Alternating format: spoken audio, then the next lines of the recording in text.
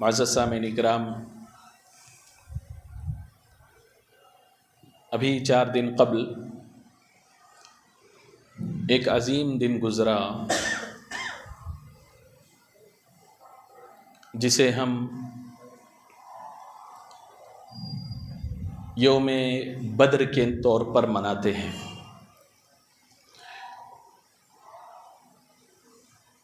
چونکہ دن اگرچہ گزر چکا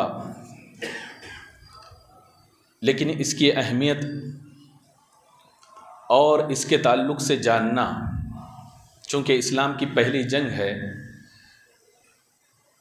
تو ہمارے لیے ضروری ہے، اس لیے میں نے مناسب سمجھا جنگ بدر کے تعلق سے کچھ اہم باتیں آپ کے سامنے پیش کروں۔ اللہ تبارک و تعالی مجھے حق کہنے، آپ لوگوں کو حق سننے اور ہم سب کو اس پر عمل کرنے کی توفیق عطا فرمائے۔ معزز سامعین کرام، جنگ بدر کو، اس دن کو اللہ تبارک و تعالی نے قرآن میں یوم الفرقان کے نام سے یاد فرمایا، یعنی فرق کرنے والی، حق و باطل کے درمیان تمیز کرنے والا وہ دن تھا، اور وہ عظیم جنگ ہے کہ جسے اسلام کی پہلی جنگ کہا جاتا ہے۔ اور اس جنگ سے مسلمانوں کو سیکھنے کے لیے، درس لینے کے لیے بہت ساری باتیں اس سے ہمیں ملتی ہیں، بہت سارے سبق بندہ مومن اس جنگ سے حاصل کر سکتا ہے، چاہے وہ ایمانی قوت کے لحاظ سے ہو، چاہے وہ تعداد کے لحاظ سے ہو، چاہے وہ اللہ تبارک و تعالیٰ کی غیبی مدد کے تعلق سے ہو، ہر لحاظ سے اگر بندہ مومن اس جنگ کی تاریخ سے رہنمائی حاصل کرنا چاہے تو اس سے رہنمائی حاصل کر سکتا ہے۔ اب یہ جنگ ہوئی کیوں؟ اس کا پس منظر کیا ہے؟ اس کے محرکات کیا ہیں؟ کس وجہ سے یہ جنگ ہوئی؟ ریزن کیا ہے؟ اس کا جاننا بھی بے حد ضروری ہے، تاکہ یہ بات سمجھ میں آئے کہ اسلام بلا وجہ کسی پر حملہ کرنے کا حکم نہیں دیتا، کسی کو مارنے کا حکم نہیں دیتا۔ آپ اس کے پس منظر کو سمجھیں گے، بیک گراؤنڈ کو، تو آپ کو بات بخوبی سمجھ میں آ جائے گی کہ یقیناً اسلام جو ہے امن کا داعی ہے۔ حضور اکرم صلی اللہ تعالی علیہ وسلم نے نبوت کا اعلان جو ہی فرمایا، کفار و مشرکین نے آپ کو ستانا شروع کیا، گالیاں دینا شروع کیا، اور رفتہ رفتہ دن بیتتے گئے، مسلمانوں کی تعداد بڑھتی گئی، جو بڑھتی گئی کفار و مشرکین کی سختیاں بھی بڑھتی گئی، حتیٰ کہ آپ نے بارہا سنا ہوگا کسی کو مار کر ہاتھ توڑ دیا جاتا، کسی کے ناک کی ہڈی توڑ دی جاتی، اور کسی کو گرم ریت پر لٹایا جاتا اور سخت چٹان نما پتھر اس کے اوپر رکھا جاتا۔ الغرض مسلمانوں کا جینا انہوں نے دوبر کر رکھا تھا۔ تو ایسی صورت میں اتنے مسلمان تنگ آ گئے ان سے کہ ایک دن حضرت عبد الرحمن ابن عوف رضی اللہ تعالیٰ عنہ، بہت بڑے تاجر صحابی ہیں اور بڑے قبیلے سے تعلق رکھتے ہیں، آپ نے سرکار دو عالم صلی اللہ علیہ وسلم کی بارگاہ میں حاضر ہو کر عرض کیا، یا رسول اللہ صلی اللہ علیہ وسلم، پانی سر سے اونچا ہو چکا، ہر کوئی کلمہ پڑھتا ہے، وہ ستایا جاتا ہے، اور کبھی اسے مارا جاتا ہے، پیٹا جاتا ہے، اور خون سے لولہان کیا جاتا ہے۔ یا رسول اللہ صلی اللہ علیہ وسلم، اب آپ ہمیں اجازت دیں کہ ہم بھی تلوار اٹھائیں، ہم بھی بدلہ لیں۔ تو سرکار دو عالم صلی اللہ علیہ وسلم نے برجستہ یہ ارشاد فرمایا، اسبرو، تم صبر کرو، اللہ تبارک و تعالیٰ نے مجھے ابھی قتال کا حکم نہیں دیا۔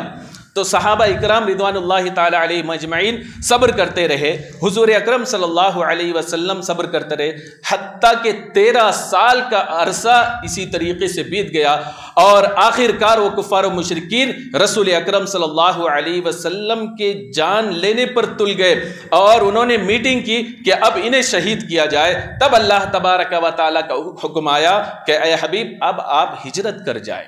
رسول اکرم صلی اللہ علیہ وسلم ہجرت کر گئے، اور رفتہ رفتہ صحابہ اکرام کو بھی حکم دیا، صحابہ اکرام بھی مدینے کی طرف چل دیے۔ صحابہ اکرام نے سوچا تھا کہ مدینہ جا کے ہم سکون کی سانس لیں گے، لیکن خدا کا کرنا یہ تھا کہ وہ وہاں گئے، اسلام کی تبلیغ کرتے رہے، اور وہاں اسلام اور پھلنے پھولنے لگا۔ اب کفار و مشرکین سے یہ بھی نہ دیکھا گیا کہ وہاں وہ سکون سے کیسے رہیں، یہاں سے تو بھاگے ہوئے ہیں۔ لہذا انہوں نے جو منافقین کا سردار تھا، اوس و خزرج کا جو سردار مانا جاتا تھا، اسے ایک انہوں نے خط لکھا کہ تم محمد عربی اور ان کے ساتھیوں کو اپنے یہاں سے نکال دو، اگر تم نہیں نکالتے تو ہم ایک بڑی لشکر کے ساتھ تم پر حملہ آور ہوں گے، تمہارے مردوں کو قتل کر دیں گے، تمہاری عورتوں کو باندیا بنا لیں گے، اور تمہارے بچوں کو ہم غلام بنا لیں گے۔ اس بات کو سن کر پڑھ کر وہ خوف زدہ ہوا، رسول اکرم صلی اللہ علیہ وسلم کے بارگاہ میں آیا اور عرض کرنے لگا کفار و مشرکین کی جانب سے، مکہ کی جانب سے خط ہے، آپ یہاں سے نکل جائیں۔ حضور اکرم صلی اللہ علیہ وسلم نے ارشاد فرمایا یہ نہیں ہو سکتا۔ عبداللہ بن ابی نے کہا اگر یہ نہیں ہو سکتا تو آپ جنگ کے لیے ہم سے تیار ہو جائیں۔ حضور اکرم صلی اللہ علیہ وسلم نے فرمایا تم بہت سوچ سمجھ کر بات کرو، اس لیے کہ تم جنگ کے لیے کھڑے ہوتے ہو تو تمہارا پورا قبیلہ اسلام قبول کر کے میرے پاس ہے، میرے دامن میں پناہ لے چکا ہے۔ اگر تم جنگ کرنے کے لیے تیار ہوتے ہو، میں دوسری طرف ہوں، تم ایک طرف ہو، تو تمہارا پورا قبیلہ میرا ساتھ دینے کے لیے تیار ہے۔ اب تم سوچو تو تم جنگ کرو گے تو کسی اور سے نہیں بلکہ تم اپنے قبیلے سے جنگ کرو گے، تو اس کا حشر کیا ہوگا تم سمجھ لو۔ یہ سوچ کر وہ خاموش ہو گیا۔ جب کفار و مشرکین نے، کفار مکہ نے دیکھا، ان دہشت گردوں نے دیکھا، چاہے یہ کہے کہ وہ ٹیررسٹ نے یہ کہا کہ یہ تو خاموش ہو گیا، پھر انہوں نے یہودیوں کو خط لکھا کہ انہیں کسی طریقے سے ہٹاؤ۔ اب یہودیوں نے سازش کی لیکن وہ بھی ناکام رہے۔ رسول اکرم صلی اللہ علیہ وسلم نے جب اس کو دیکھا تو آپ نے مدینے کے جو قبائل تھے سب کو جو ہے امن کا پیغام دے کر ایک جھنڈے تلے آپ نے جمع کیا اور ان سے معاہدہ آپ نے فرمایا۔ پھر اس کے بعد اتنا ہی نہیں، اسی دوران حضرت سعد بن معاذ رضی اللہ تعالیٰ عنہ مکہ تشریف لے گئے کسی وجہ سے۔ آپ جو ہے امیہ بن خلف کے یہاں آپ رکے، اس کے مہمان بنے۔ چونکہ امیہ بن خلف کافر تھا لیکن سعد بن معاذ رضی اللہ تعالیٰ عنہ سے دوستی تھی، چونکہ یہ جب مدینہ آتا تو آپ کے گھر پہ رکتا، تو آپ جب مکہ آتے تو کسی سلسلے میں اس کے گھر پہ رکتے، اس کے گھر پہ رکے ہوئے تھے۔ طواف کے لیے آپ جو ہے خانہ کعبہ کی طرف بڑھے، طواف کرنے لگے، ابو جہل کی نظر آپ پر پڑی، آپ کا ہاتھ اس نے پکڑ لیا، کہا تم تو جو ہے اسرب سے آئے ہو اور محمد عربی کا کلمہ بھی پڑھ چکے ہو، لہذا ہرگز ہم تمہیں مکہ کے اندر گھسنے نہیں دیں گے، اگر آئے تو جانے بھی نہیں دیں گے۔ تو حضرت سعد بن معاذ رضی اللہ تعالیٰ عنہ نے فرمایا کہ تم کس طریقے کی باتیں کر رہے ہو، مجھے میرا کام کرنے دو، چھوڑ دو، طواف کرنے دو۔ ابو جہل نے کہا ہرگز ہم آپ کو طواف کرنے نہیں دیں گے۔ حضرت سعد بن معاذ رضی اللہ تعالیٰ عنہ کو جلال آیا اور آپ نے فرمایا اگر تم مجھے مکے میں داخل ہونے سے روکو گے، طواف کعبہ کرنے سے روکو گے، تو تم یاد رکھو ملک شام تک تو جو تمہارا قافلہ جاتا ہے وہ مدینے کے قریب سے ہو کر جاتا ہے، تم یہاں آنے نہیں دو گے، تمہارا قافلہ شام تک پہنچنے نہیں دیں گے، اگر شام تک پہنچتا ہے ریٹرن میں مکہ تک آنے نہیں دیں گے، ہم اس پر قدغن لگائیں گے اور اس کو وہاں روکتے ہوئے ہم نظر آئیں گے۔ تو اس بات کو سنا تو امیہ بن خلف وہاں آیا، اس نے کہا تو یہ تو ہمارے سردار ہیں، تم اس طریقے سے ہمارے سردار سے بات کر رہے ہو میرے مہمان ہو کے؟ تو حضرت سعد بن معاذ رضی اللہ تعالی عنہ نے فرمایا تیری مہمانی کی آج سے کوئی ضرورت نہیں اور دوستی بھی کی کوئی ضرورت نہیں، اور تو سن لے میرے نبی نے غیب کی خبر دی ہے کہ آپ نے فرمایا امیہ بن خلف قتل ہو کر رہے گا۔ یعنی وہی خبر دے دی.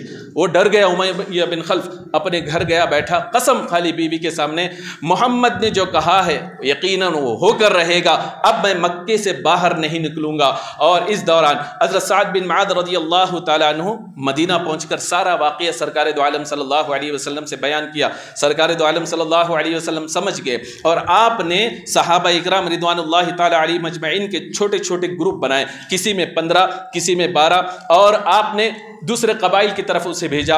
اور آپ نے فرمایا مکہ سے جو بھی تجارت کا قافلہ آتا ہو اسے روکو، اور تاکہ انہیں پتا چلے کہ تمہاری بھی طاقت ہے، تم مکہ آنے سے روک سکتے ہو تو ہم بھی تمہاری تجارت کو روک کر بتا سکتے ہیں. اس طریقے سے آپ نے بنایا. تو حضرت حمزہ رضی اللہ تعالیٰ عنہ کے ساتھ تقریباً 20 لوگوں کی تعداد میں آپ نے ایک جگہ بھیجا. اور چونکہ ابو جہل کے کارکردگی میں، اس کی سرداری میں تقریباً 300 لوگوں کا قافلہ، تجارتی قافلہ ملک شام سے مکے کی طرف آ رہا تھا، حضرت حمزہ رضی اللہ تعالی عنہ نے اسے روکا.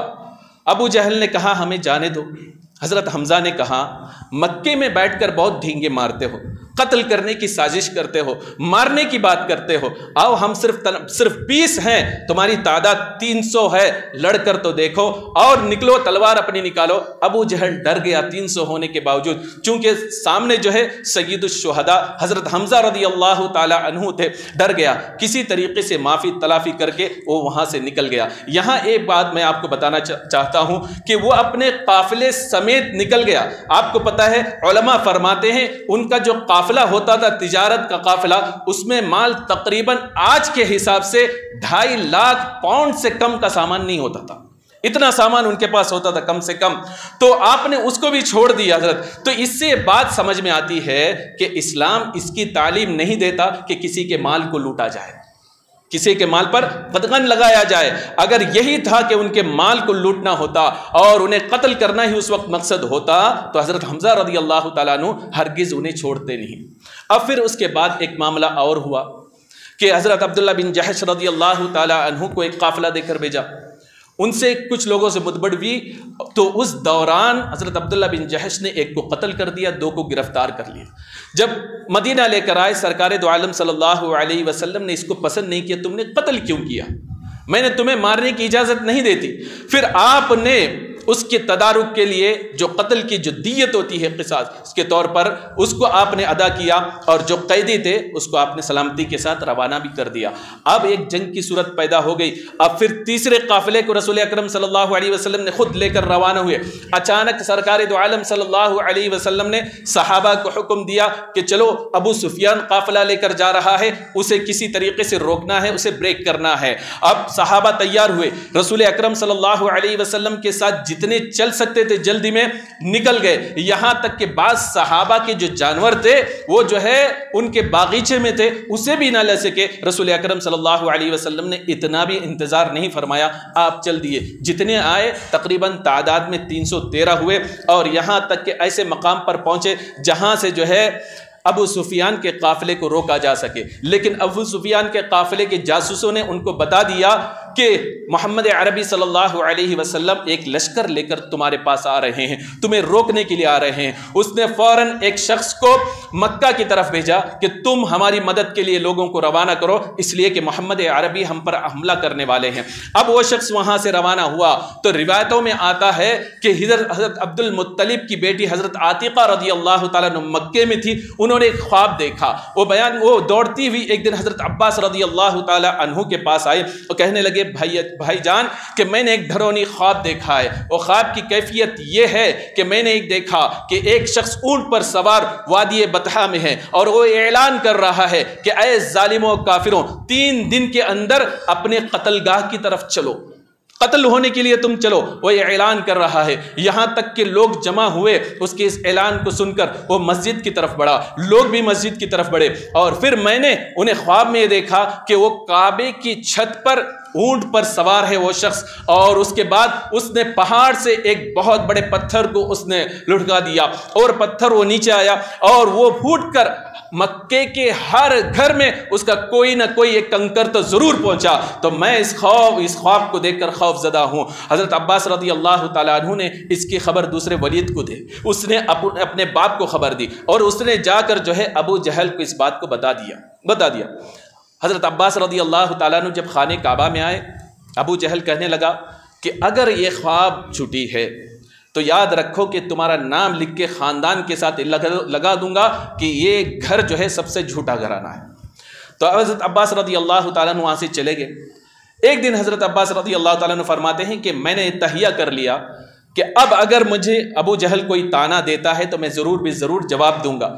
آپ آئے تو اس دوران ابو جہل دوڑ کر کہیں جا رہا تھا، آپ بھی پیچھے ہو لیے، تو دیکھا کہ ایک شخص چلاتا ہوا آ رہا ہے کہ ہمارا قافلہ لٹنے والا ہے، محمد عربی ان کے ساتھی جو ہے حملہ کرنے والے ہیں، لہذا چلو ساتھ ہمارے ساتھ۔ بہت سارے لوگ جمع ہوئے۔ الغرض مختصر یہ ہے کہ تقریباً ابو جہل نے اس وقت 1000 یا 950 لوگوں کو ہتھیار سے لیس، ساز و سامان سے لیس لے کر مکہ المکرمہ سے نکلا۔ رسول اکرم صلی اللہ علیہ وسلم کو راستے میں پتہ چلا کہ ابو سفیان کسی طریقے سے راستہ بدل کر مکے کی طرف نکل گیا ہے، ہمارے ہاتھ سے نکل گیا ہے، اور پھر دوسرا لشکر جرار لے کر ابو جہل ہم پر حملہ ہونا چاہتا ہے۔ رسول اکرم صلی اللہ علیہ وسلم چونکہ جنگ کے ارادے سے نہیں نکلے تھے، تعداد بھی 313 تھے، اور حالت یہ تھی کہ کسی کے پیروں میں چپل نہیں، اور صرف جو ہے روایتوں میں آتا ہے 70 اونٹ تھے اور 2 گھوڑے تھے، 8 شمشیر تھی اور تقریباً 6 کچھ زرہیں تھی، یعنی تقریباً 313 لوگوں کے پاس تھی کتنے؟ کم سے کم 8 جو ہے وہ شمشیر تلواریں تھی۔ اب آپ خود سوچیں کہ رسول اکرم صلی اللہ علیہ وسلم کہ جنگ کے ارادے سے نہیں آئے تھے۔ اسی سے یہ بات سمجھ میں آتی ہے کہ اگر جنگ کے ارادے سے آتے تو آپ ساز و سامان لے کر آتے، ہتھیار لے کر آتے، صرف 8 جو ہے تلواریں ہیں، تو اس کا مطلب یہی ہے کہ جنگ کے ارادے سے نہیں آئے۔ جب رسول اکرم صلی اللہ علیہ وسلم نے صحابہ سے مشورہ کیا، اے میرے صحابہ کہ لشکر جرار کے ساتھ وہ حملہ اور ہونے والا ہے، اب تم کیا کرتے ہو؟ تم مشورہ دو۔ حضرت ابوبکر صدیق رضی اللہ تعالیٰ عنہ نے جو ہے پرمقصد تقریر کی، سب کو پسند آیا۔ پھر اس کے بعد میں رسول اکرم صلی اللہ علیہ وسلم نے مہاجرین میں سے کسی سے کہا کہ آپ لوگوں کی کیا رائے ہے؟ ایک طرف سے حضرت مقداد کھڑے ہوئے، رسول اکرم صلی اللہ علیہ وسلم سے عرض کیا، یا رسول اللہ صلی اللہ علیہ وسلم، ہم موسیٰ علیہ السلام کی قوم میں سے نہیں ہیں کہ انہوں نے تو یہ تو کہا تھا کہ اذهب انت وربک فقاتلا ان ہاؤنا قاعدون، کہ آپ اور آپ کے رب جا کر دشمنوں سے لڑے، ہم یہاں بیٹھے رہیں گے۔ ہم ایسا نہیں کریں گے، بلکہ ہم تو آپ کے آگے سے بھی لڑیں گے، آپ کے پیچھے سے بھی لڑیں گے، دائیں سے بائیں سے لڑیں گے، اور ہر طریقے سے آپ کا ساتھ دیں گے۔ اور سعد بن معاذ رضی اللہ تعالیٰ عنہ نے یہاں تک فرمایا، عرض کیا رسول اللہ صلی اللہ علیہ وسلم، اگر آپ جو ہے کسی سمندر میں اتر جائیں اور یہ فرما دیں کہ جنگ کرنی ہے تو ہم سمندر میں بھی چھلانگ لگانے کے لیے تیار ہیں۔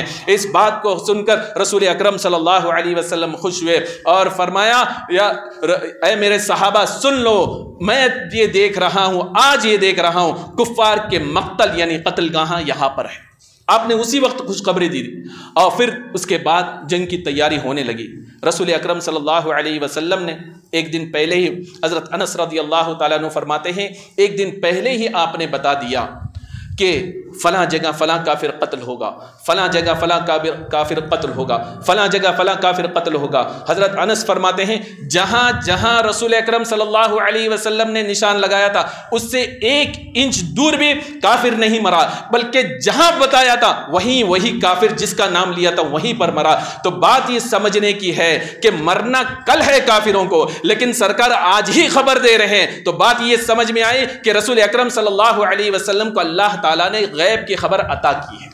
رسول اللہ غیب داں ہیں، جو یہ کہے کہ دیوار کے پیچھے کا بھی علم نہیں رکھتا نبی، نعوذ باللہ من ذالک، اس کا عقیدہ اسی کو مبارک ہو۔ ہمارے رسول اکرم صلی اللہ علیہ وسلم کو اتنا با اختیار اور ایسا علم عطا کر اللہ تبارک و تعالیٰ نے بھیجا ہے، کل کافر کہاں مرے گا رسول اکرم صلی اللہ علیہ وسلم یہ بھی بتا رہے ہیں، یہ ہمارا نبی ہے۔ تو رسول اکرم صلی اللہ علیہ وسلم نے جہاں جہاں بتایا تھا وہاں وہ کافر مرا۔ دوسرے دن جنگ کی کیفیت تھی، اور اس جنگ کی کیفیت کا عالم یہ ہے کہ حضرت زبیر بن عوام رضی اللہ تعالیٰ عنہ، جن کے پاس صرف نیزہ تھا، تلوار نہیں تھی، ان کے مقابلے میں جو کافر آیا، اس کافر کا حال یہ تھا کہ پورا سر سے پیر تک لوہے سے ڈھکا ہوا تھا، صرف ہاتھ میں تلوار، اور پورا بدن اس کا نظر ہی نہیں آ رہا تھا۔ حضرت زبیر بن عوام رضی اللہ تعالیٰ عنہ جب اس کے پاس گئے، سامنے گئے، تو آپ نے دیکھا بدن میں کوئی خالی جگہ ہی نہیں، نیزہ ماروں تو کہاں ماروں، اثر ہی نہیں ہوگا۔ تو آپ کی نظر آنکھ پر پڑی، تو آپ نے اسے زوردار نیزہ اس کے آنکھ پر ماری، فوراً گر گیا، اور جب اس نیزے کو نکالا آپ نے تو اس کی گردن ہی کٹ گئی اور وہ وہاں مر گیا۔ اب اس نیزے کی اہمیت اتنی ہو گئی، رسول اکرم صلی اللہ علیہ وسلم نے زبیر بن عوام رضی اللہ تعالیٰ عنہ کو بلایا، بہت خوش ہوئے، فرمایا آج سے یہ نیزہ میرا ہے، یعنی رسول اکرم صلی اللہ علیہ وسلم نے اس کی اہمیت بتا دی۔ اور پھر آپ کے وصال کے بعد وہ نیزہ چاروں خلفائے راشدین کے پاس رہا تبرک کے طور پر، اور اس کے بعد حضرت عبداللہ بن زبیر رضی اللہ تعالیٰ عنہ کے پاس آیا۔ یہ سلسلہ چلتا رہا، جب حجاج بن یوسف نے حملہ کیا پھر ان کے پاس گیا تو اس کے بعد اس زرہ کا، اس جو ہے نیزے کا پتہ نہیں چلا۔ تو بتانے کا مقصد یہ ہے کہ ایک ایک چیز اس کی جو ہے تبرک کی حیثیت سے اسے جو ہے زندہ رکھی گئی، اسے تازہ رکھا گیا۔ الغرض دوسرے دن جنگ ہوئی، رسول اکرم صلی اللہ علیہ وسلم اللہ کی بارگاہ میں دعا کرتے رہے، اللہ تبارک و تعالیٰ نے فتح کا جو نصرت رسول اکرم صلی اللہ علیہ وسلم کو سنائی۔ اور رات کی کیفیت کا عالم یہ تھا، ابو جہل نے جو ہے ایک شخص کو بھیجا، جاؤ مسلمانوں کا حال معلوم کرو۔ وہ گیا، جائزہ لینے کے بعد اس نے کہا حالت تو یہ ہے کہ تعداد میں بہت کم ہے، ہتھیار بھی نہیں ہے، کھانے کی چیزیں بھی نظر نہیں آتی۔ اب جو ہے یہ سننا تھا، ابو جہل بہت خوش ہوا اور کہا آج ہم مسلمانوں کو باندھ کر اونٹ میں قیدی بنا کر مکہ لے جائیں گے۔ تو اس شخص نے کہا بات تو پوری سنو کہ اگرچہ ہتھیار نہیں، تعداد میں کم ہے، لیکن ہر ایک نے اس بات کی قسم کھا لی ہے اس وقت تک نہیں مریں گے جب تک کہ ایک کافر کو قتل نہیں کریں گے، اور اس وقت تک یہاں سے جائیں گے زندہ جائیں گے نہیں، اور جائیں گے تو ہماری لاش ہی جائے گی۔ کہ جو قوم ایسی ہو کہ مرنا جانتی ہو، مرنے کے لیے تیار ہو، مر مٹنے کے لیے اپنی جان کو اپنے نبی پر نچھاور کرنے کے لیے تیار ہو، تو اس قوم سے تم کیسے لڑو گے؟ تم بتاؤ۔ اب اس کے ہوش حواس اڑ گئے۔ پھر اس کے بعد دوسرے دن جنگ ہو گئی، کافر تقریباً 70 مارے گئے اور مسلمانوں میں تقریباً 14 شہید ہوئے اور 70 کم سے کم جو ہے گرفتار ہوئے۔ اس طریقے سے جو ہے مسلمانوں کی فتح ہوئی۔ اب جب فتح ہوئی، رسول اکرم صلی اللہ علیہ وسلم کے پاس جبریل امین حاضر آئے۔ رسول اکرم صلی اللہ علیہ وسلم فرماتے ہیں میں جبریل امین کو دیکھ رہا ہوں اس حال میں کہ ہاتھ میں زرہ ہے اور پورا جو ہے زرہ پہنے ہوئے ہیں اور ہاتھ میں نیزہ لیے ہوئے، گھوڑے کو تھامے ہوئے آپ میرے پاس آ رہے ہیں۔ اور آنے کے بعد حضرت جبریل امین علیہ السلام نے عرض کیا یا رسول اللہ صلی اللہ علیہ وسلم، اللہ تبارک و تعالیٰ نے یہ حکم فرمایا ہے کہ میرے حبیب سے اس وقت تک الگ نہیں ہونا جب تک کہ میرا حبیب راضی نہ ہو جائے۔ حل رضیت یا رسول اللہ صلی اللہ علیہ وسلم، کیا آپ راضی ہیں؟ سرکار دو عالم صلی اللہ علیہ وسلم نے فرمایا رضیت، میں اس بات کے لیے اللہ نے جو مدد کی اور جو فیصلہ فرمایا میں اس پر راضی ہوں۔ تب حضرت جبریل امین علیہ السلام وہاں سے تشریف لے گئے۔ تو بتانے کا مقصد یہ ہے کہ اللہ تبارک و تعالیٰ نے اس طریقے سے رسول اکرم صلی اللہ علیہ وسلم اور صحابہ کی مدد فرمائی، آدمی حیران رہ جائے۔ 313 قرآن میں آتا ہے رسول اکرم صلی اللہ علیہ وسلم دعا فرمانے لگے تو اللہ تبارک و تعالیٰ نے آیت نازل فرمائی انی ممدکم بألف من الملائکہ، اے حبیب آپ مجھے پکار رہے ہیں، دعا کر رہے ہیں، گھبرائیے نہیں، 1000 فرشتے سے مدد کی جائے گی، 1000 فرشتوں سے ہم مدد کریں گے۔ سألقی فی قلوب الذین کفروا الرعب، اور ان کے آتے ہی فرشتوں کے کافروں پر رعب طاری ہو جائے گا۔ اور پھر دوسری آیت کریمہ نازل ہوئی کہ بثلاثۃ آلاف من الملائکہ، کہ اب جو ہے 3000 فرشتے ہم نازل کریں گے۔ اور آگے فرمایا گیا کہ اگر تم صبر اختیار کرو اور تقوی اختیار کرو تو ہم 5000 فرشتوں سے تمہاری مدد فرمائیں گے۔ تو رسول اکرم صلی اللہ علیہ وسلم کو یہ خوشخبری دی گئی۔ احادیث کی روایت کے مطابق جنگ بدر کے دن اللہ تبارک و تعالیٰ نے 5000 فرشتوں کے ذریعے مسلمانوں کی مدد فرمائی۔ اب یہاں سوال پیدا ہو سکتا ہے، 5000 فرشتوں کو اللہ نے نازل فرمائے، کافروں کی تعداد کتنی ہے؟ 1000۔ پھر 313 مسلمان کیا کریں؟ تو ایک فرشتے کی طاقت کا عالم یہ ہے، حضرت جبریل امین علیہ السلام ایک قوم کو الٹنے کے لیے اللہ تبارک و تعالیٰ نے بھیجا۔ جبریل امین علیہ السلام نے اپنے پروں میں سے ایک پر کے ایک ریشے کو استعمال کیا اور اس زمین کو لوگوں سمیت آپ آسمان تک لے گئے، اور آسمان والے فرشتے ان کی مرغیوں کی بکریوں کی آواز سننے لگے۔ پھر اس کے بعد اس ایک ہی ریشے میں حضرت جبریل امین علیہ السلام اس قدر تیزی کے ساتھ زمین پر لا کے پھٹک دیا، روایتوں میں آتا ہے کہ اتنی تیزی تھی کہ جو ان کے ہانڈیوں میں پانی تھے اس پانی میں بھی حرکت پیدا نہیں ہوئی، اور آپ نے زمین پر لا کے اسے پھٹک دیا اور سب کے سب ہلاک ہو گئے۔ جب ایک فرشتہ جبریل امین علیہ السلام کی طاقت کا عالم یہ ہے تو 5000 فرشتے نازل ہوئے تو ان کی طاقت کا عالم کیا ہوگا؟ اس کے باوجود بھی 70 ہی کافر کیوں مرے؟ تو مورخین لکھتے ہیں اس کی وجہ یہ ہے کہ فرشتوں کا نزول صرف اور صرف مسلمانوں کے لیے ہمت دینے کے لیے تھی۔ فرشتوں کا نزول صرف اور صرف جو ہے کافروں پر ایک رعب ڈالنے کے لیے تھا، اور باقی بچے اس میں مقصد یہ ہے کہ ایک دن وہ آئے گا کہ جو آج کفاروں کا ساتھ دے رہے ہیں اور بھاگ رہے ہیں میدانی چھوڑ کر، ایک دن اسلام کی جھنڈے تلے یہی تلوار لے کے کافروں کی طرف لڑتے ہوئے نظر آئیں گے۔ اس مقصد کے تحت انہیں چھوڑ دیا گیا اور دوڑتے گئے، یہاں تک کہ اللہ تبارک و تعالیٰ نے ان کے دلوں میں بھی اللہ تعالیٰ نے ایمان کو ڈال دیا، بہت سارے ایسے ایمان کو ڈال دیا۔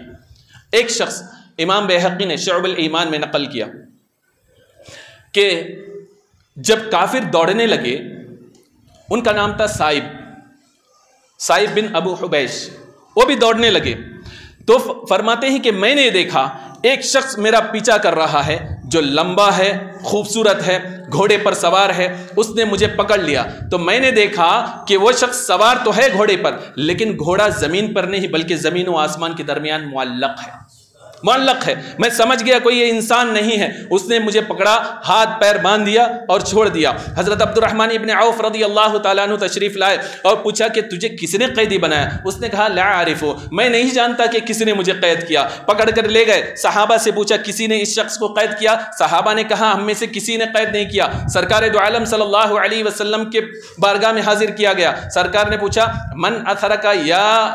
من اثرک ابو قبیش، یا ابو قبیش کہ تجھے کس نے جو ہے قیدی بنایا؟ اس نے کہا کہ مجھے پتا نہیں کس نے۔ انہیں پتا تھا کہ یہ زمینی کوئی مخلوق نہیں، چونکہ اس وقت کفر دل میں تھا تو انہوں نے اس کو بتانا پسند نہیں کیا، تو برجستہ رسول اکرم صلی اللہ علیہ وسلم نے جب یہ سنا کہ یہ کہہ رہا ہے لا عارفکا، تو آپ نے برجستہ فرمایا کہ یہ نہیں جانتا تو میں تجھے بتاتا ہوں، اثرک ملکم من ملائکہ، تجھے جو ہے قید کرنے والا انسان نہیں بلکہ فرشتوں میں سے ایک فرشتہ ہے۔ تو وہ کہتے ہیں کہ جو ہی اس بات کو میں نے سنا، اس لیے کہ وہاں کوئی نہیں تھا جب میں قید ہو رہا تھا، لیکن رسول اللہ یہاں سے بتا رہے تو یقیناً یہ سچے نبی ہیں، فوراً رسول اکرم صلی اللہ علیہ وسلم کے دست اقدس پر انہوں نے اسلام کو قبول کر لیا۔ تو ایسے بہت سارے قیدی ہیں جنہوں نے اسلام کو قبول کر لیا۔ اس کے بعد حضرت عباس رضی اللہ تعالیٰ عنہ نے بھی اسلام کو قبول کر لیا۔ تو طویل جو ہے قصہ ہے، تاریخ میں اس کی باتیں بہت ساری حکمتیں بھی بتائی جاتی ہیں، لیکن بتانا یہ ہے ہمارے لیے سبق اس میں کیا ہے کہ آپ دیکھیں کفار کے ظالم کی تعداد بھی زیادہ ہے، ظالم کے پاس اسلحہ بھی زیادہ ہے، ظالم کے پاس قوت بھی زیادہ ہے، ظالم کے پاس سرداری بھی ہے، سب کچھ ہونے کے باوجود مسلمان تھوڑے ہیں، اس کے باوجود بھی مسلمان غالب ہے۔ تو اس سے کیا بات سمجھ میں آتی ہے؟ اے مومنو، تمہارے لیے درس ہے، ظالم کتنا ہی بھی بڑا طاقتور ہو، کتنی بھی بڑا سرداری رکھتا ہو، ساز و سامان سے لیس ہو، تم اگرچہ کم ہو لیکن اگر تمہاری ایمانی قوت مضبوط ہے، کم ہونے کے باوجود بھی اللہ تبارک و تعالیٰ تمہیں فتح اور کامیابی سے نوازے گا۔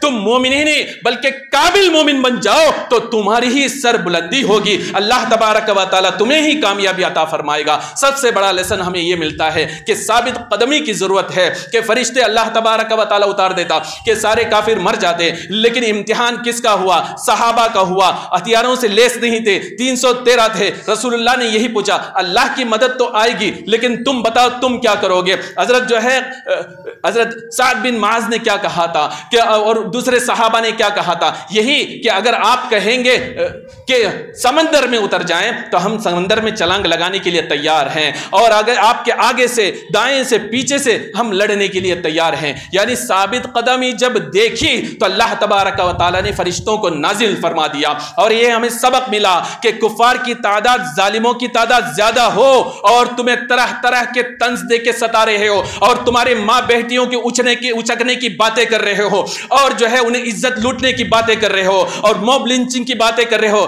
تمہیں ڈرنے کی ضرورت نہیں ہے۔ اللہ تعالیٰ فرماتا ہے فَلَا تَخَافُونِ وَخَافُوهُمْ، کہ تم جو ہے ان سے نہ ڈرو بلکہ مجھ سے ڈرو۔ اگر تم اللہ سے ڈرو گے اور صبر اختیار کرو گے، تقوی اختیار کرو گے، تعداد میں کم ہونے کے باوجود بھی مدد جو ہے تمہاری ہی ہوگی اور کامیابی تمہاری ہی ہوگی۔ تو اس سے سب سے بڑا درس ہمیں یہ ملتا ہے، اور مومن کے دل کو جو ہے سامنے والا طاقتور دیکھنے کے باوجود ایمان اگر مضبوط ہے تو ان واقعات کو پڑھنے کے بعد، سننے کے بعد اسے تشفی ہوتی ہے، اسے تشفی ہوتی ہے کہ ہمیں اگر استقامت کی دولت مل جائے تو یقیناً کامیابی اور کامرانی ہماری قدم چومتے ہوئے نظر آئے گی۔ اللہ تبارک و تعالیٰ سے دعا ہے کہ اللہ تبارک و تعالیٰ ہمیں استقامت فی الدین عطا فرمائے۔ استغفر اللہ ربی من کل ذنب واتوب الیہ، وآخر دعوانا ان الحمد للہ۔